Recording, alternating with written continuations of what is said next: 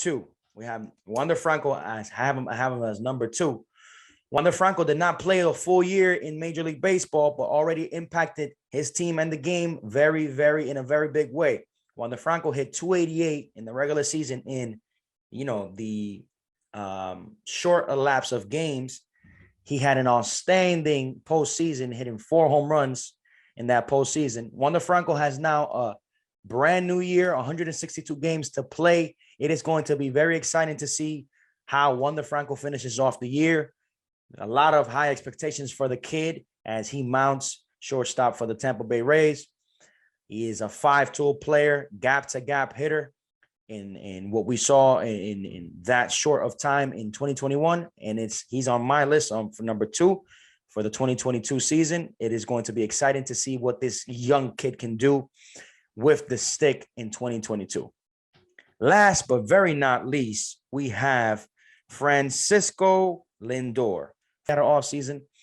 The reason why I have him number 1 on my list is because he's playing with a chip on his shoulder and he's showing it out on the field in this short spring training. Even though it's short, we have friends. Literally just a month ago, I was talking about the top 5 hitters for the 2022 season. Who were my top 5? Today, we're going to talk about my top 2 and what they're doing in the early 2022 season. Good evening, everybody. Welcome to BarrelUp Podcast. This is your host, John Carlos, and today we're going to talk about some baseball. Baseball. I can't get enough. Thank you guys for all the support. Thank you for subscribing to the YouTube channel, BarrelUp Podcast, and giving us all the love, all the support. We're almost at 1,200 subscribers.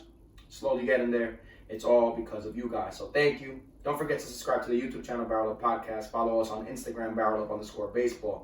Like this video, comment, and share. Comment down below.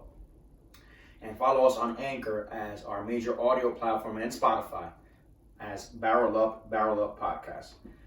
So, Juan De Franco and Francisco Lindor. I had named Juan De Franco my the second hitter for this 22 MLB season, and Francisco Lindor number 1 as the number 1 comeback player who will be showcasing his hitting as he didn't hit last year. Let's take a look at their numbers this year thus far to see if what I said is true. We're going to start with Juan De Franco. Juan De Franco, in 72 at-bats, in 18 games played with the Tampa Bay Rays this young season, is posting up an average of .319, 4 home runs, 12 RBIs, 1 stolen base, and an OPS of 940. All right? .319 average, 4 home runs, 12 RBIs, 1 stolen base, and an OPS of 940 to start this young 2022 season. The guy has all the confidence in the world. He showcased it last year. Let's take a look at last year's numbers, as he didn't play the whole year and already went to the playoffs, carried the Tampa Bay Rays, and in the offseason signed a $213-some million contract extension. Only in 2 months of baseball play. Do you already know why the Tampa Bay Rays and baseball and Major League Baseball think so highly of the guy? Just last year, in 281 at-bats, he had 81 hits, 39 RBIs, with an average of 288. Okay? Juan De Franco is the face of the Tampa Bay Rays, and there's already rumors about if he will be starting the shortstop position for the World Baseball Classic for the Dominican Republic team. What are your thoughts? Let me know. Right? Now, let's move on to Francisco Lindor. Francisco Lindor was my top pick when it comes to offensive shortstops. Shortstop for 2021. Last year, we're going to go backwards with Francisco Lindor. Last year was not his best year. Last year, Francisco Lindor, in 452 at-bats, he had 104 hits, posting up an average of 230. He had 63 RBIs and walked 58 times. Last year was not his best year, but you can see and you would notice that Francisco Lindor was on the upcoming resurging perspective, meaning that he was going to come back this year and prove not only to himself but to the Mets fans that $341 million that the Mets gave him was not in vain, that he would be hitting. And this is why I picked him as number one. Let's see his numbers this year. Okay? Francisco Lindor, in 77 at-bats, 20 games played with the Mets, 19 games played with the Mets have played 20, sorry, has an average of 273, 4 home runs, 13 RBIs, 3 stolen bases, and an OPS of 850. Again, in 77 at-bats, 273 as an average, 4 home runs, 13 RBIs, 3 stolen bases, and OPS of 850. You guys can see as to why I picked these two players and what they're showcasing early in the season. Hey, it's still early. We cannot determine that they will continue the season the way they are. But then again, with early signs, especially for Francisco Lindor, who has a chip on his shoulder and is playing his butt off to prove to the New York fans that he is capable of manning that shortstop and manning it with numbers. It's all a matter of time. There we go. On the other hand, Juan De Franco has all the tools and keeps on exhibiting his potential. Right now, I still feel that Francisco Lindor is the best shortstop in all of Major League Baseball. Just because he had one bad year last year does not mean that we can forget about his years with Cleveland.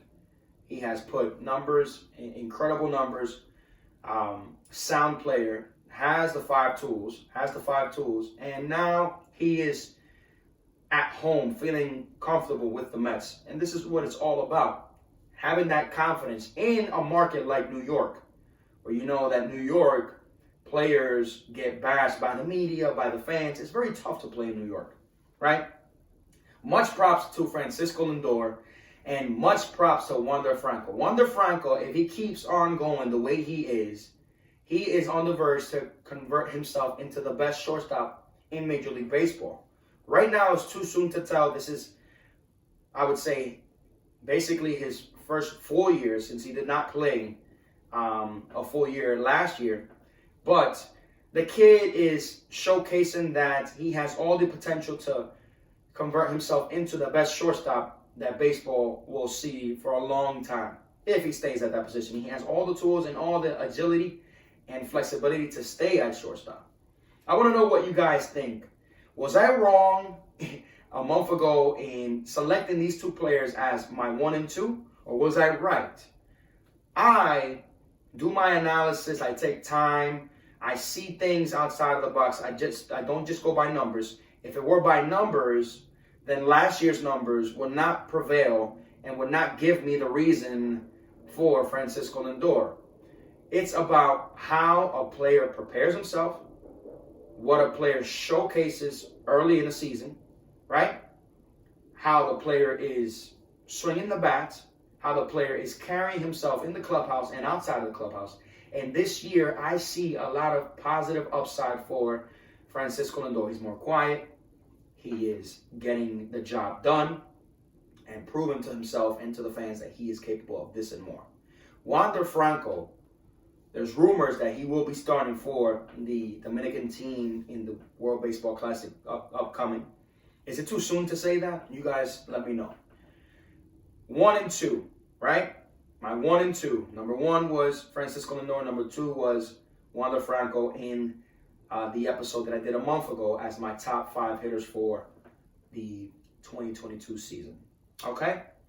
I want to know if you guys think that these two shortstops, personally, I believe that in the American League, Juan De Franco is the best shortstop right now. And personally, I believe that this year, if all keeps going as it is, Francisco Lindor will prevail as the best shortstop. Right now, I believe that Francisco Lindor is the best shortstop in the National League. Right now, I believe that Juan De Franco is the best shortstop in the American League. Okay? There's a lot of baseball to be played. It's not how you start, it's how you finish. But there's always a plus in starting in a fashion of the way these two players are starting. Right? 273 average for Francisco Lindor, 4 home runs, 13 RBIs. And then we have Juan De Franco, who's posting up an average of 319. Again, I'm going to say it again, 319. He has 4 home runs as well, 12 RBIs, and 1 stolen base. This is your boy, John Carlos, in baseball. Baseball, oh baseball, I can't get enough. This is BarrelUp Podcast. Thank you guys for all the support. Comment down below all your thoughts. Comente. Le voy a dar un abreviado antes de terminar. Yo digo que hace un mes dije que los 2 jugadores en mi lista para tener años ofensivos espectaculares, campo cortos, vienen siendo los 2. El segundo en la lista era Juan De Franco. El primero en la lista fue Francisco Lindor. Y los números en la temporada ya abreviada, porque no se han jugado muchos juegos, no me están fallando. Tenemos a Juan De Franco, que tiene 72 turnos, 3-9 de averaje, 4 jonrones, 12 remolcadas y un OPS de 940. Y tenemos a Francisco Lindor en 77 turnos, un averaje de 273, 4 jonrones, 13 carreras impulsadas, 3 bases robadas y un OPS de 850. Hace un mes dije que estos 2 jugadores iban a tener años productivos en cuanto a la ofensiva. Me equivoqué, déjenme saber ustedes. Los números están ahí. Aquí se habla por números y creo que no he fallado hasta ahora. El análisis mío es bien puntual. ¿Por qué? Porque tomo mi tiempo para asegurarme de que lo que estoy hablando sea una realidad. Consta que con los números hoy en día, para mí, creo que el mejor shortstop de las grandes ligas todavía es Francisco Lindor. En la nacional y en la americana, obviamente, creo que es Juan De Franco. Déjenme saber sus opiniones, comenten más abajo. Esto es BarrelUp Podcast, su servidor John Carlos. Nos fuimos un poco spanglish ahí, inglés y español. Ya ustedes saben, se les quiere mucho. Comente. Nos vemos pronto.